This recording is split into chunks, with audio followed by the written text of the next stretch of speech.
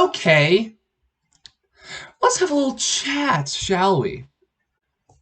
The Bears got mauled on Monday night against the Rams. 24-10. Should even have been that close. Should have been much worse. You know, the Bears coming to SoFi. It's their first trip to SoFi. I'm feeling pretty optimistic about the game. Coming into the game 5-1. We've got a real shot at winning this game, I believe. No, we didn't have a shot to win that game at any point. At any point in the game was I really thinking that we had a shot to win that game. I had a little event. My school and my university was sponsoring. Uh, it was a nice meeting with the one, the only Chris Fowler, the top commentator for ESPN on college football. Yeah, that guy. Um, and it was fantastic. It was an amazing event. I got a lot of really good advice, just from life advice to sports commentating advice, because I do want to see myself as a sports commentator in the future. The thing is, the Bears game was on while that thing was going, and I was just sitting there shaking my head half the time because it was like I have two screens. I have the Zoom meeting on one, and I have the game on the other, and it was just a train wreck. I was basically just sitting there, just kind of lackluster, not really. I was paying attention to what Chris Fowler was saying, but I wasn't really paying attention to the game too much. It got to a point where I just stopped watching it, basically, because it was like, you know what? Why am I wasting my time watching this train wreck of an offense and a terrible team when I could be listening to one of the top commentators in the business and getting some advice from him? Which of the two should I do? All right, let's turn the game off. I'm listening to you, Chris. It was awful, abysmal. The only positive thing that came out of this game is Eddie Jackson wasn't robbed of a touchdown. He wasn't in this game. He got a fumble recovery for a touchdown. It was the only sense of any points that we could produce. Our offense looked like garbage, and when it looked good, something stupid happened and we committed a turnover. We had the nice drive that we were down in the red zone and the game was still within reach, and then Foles throws and it's just a nice play. I mean, there's not much that he can do. It was if Rapp is not there, that thing falls incomplete and we at least get 3 points. Possibly we get a touchdown. But because he was right there and the nice play was made, he turns it over and that's a pick on Foles' resume, and that was the last sense of hope I had for that game.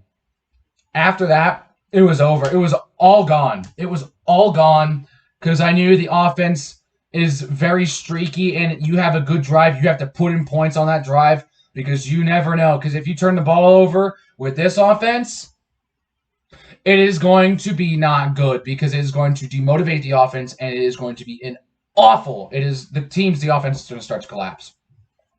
I don't really know. Allen Robinson is now in concussion protocol.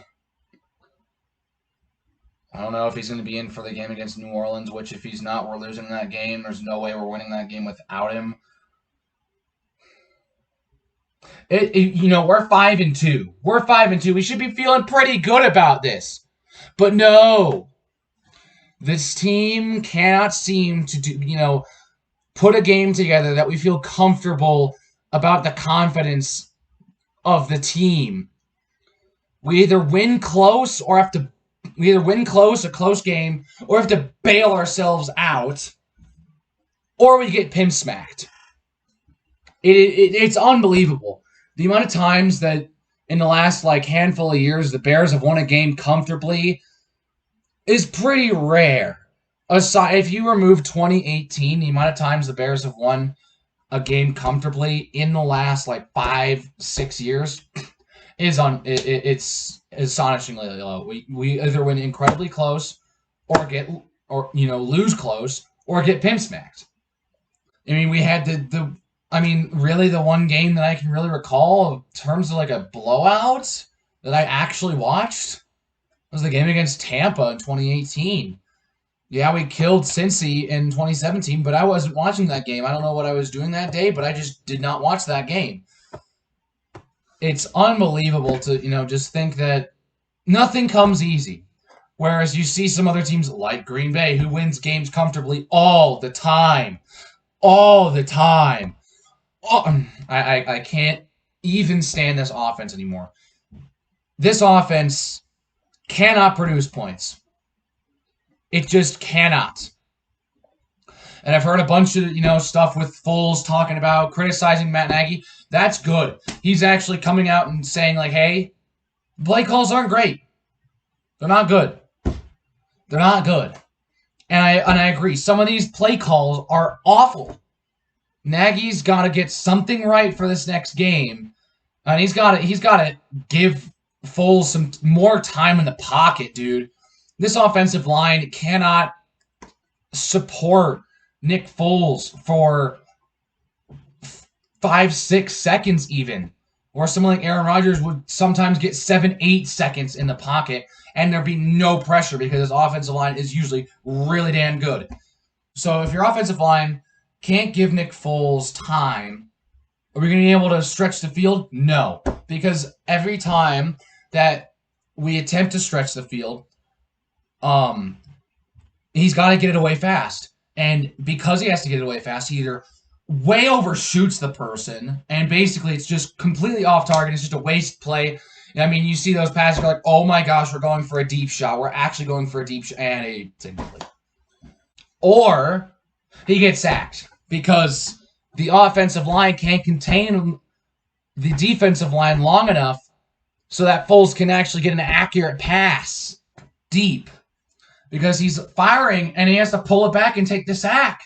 Because Nick Foles is more of a pocket passer, and if the pocket collapses, he can't really do too much running outside the pocket, so he's got to take the sack sometimes. And that's one thing that Trubisky does better than Foles, is he's more mobile, he can more move around in the pocket. But Foles, personally, I feel, seeing his performance, is a bit more accurate, which has been one of Trubisky's biggest weaknesses and critical points. His accuracy isn't good. I don't know, man. I don't know. This is really tough. This is really tough. This team, man, we're 5-2. This is not the thoughts and comments of a fan who's confident in his 5-2 team. He's not. I'm not. I'm not confident that this team is going to beat New Orleans at home. We saw them get absolutely destroyed last year. It was absolutely unbelievable. And we showed up in garbage time, got a couple touchdowns, and made it like way closer than it really was. It was not a close game. We got absolutely smacked, and I was really annoyed that that was on Sunday afternoon, where, that's the game that Fox is. If Joe Buck wasn't doing the World Series, that was who he was doing. That's the game he was going to be doing. Oh my goodness, I don't know, man. And we have the Saints again this upcoming week. They've looked rough, but man, I mean, I don't know at this point. I really don't. I really don't have anything else to say. I'm not going through that game, play by play and going through it. I really am not. I'm not in the mood for it. It was such a terrible game. It doesn't even deserve that kind of recognition and analysis. Plus, we also get a short week to prepare for New Orleans as well. Only get 6 days. This is going to be a rough game, isn't it? Anyways, that's it for this one. If you liked it, go ahead and hit a like. Subscribe if you really liked it and you want to see me absolutely lose it against New Orleans on this upcoming week. Yeah, you're going to want to drop that subscribe button. I'm at a loss of words. I don't know anymore. I'll see you guys later.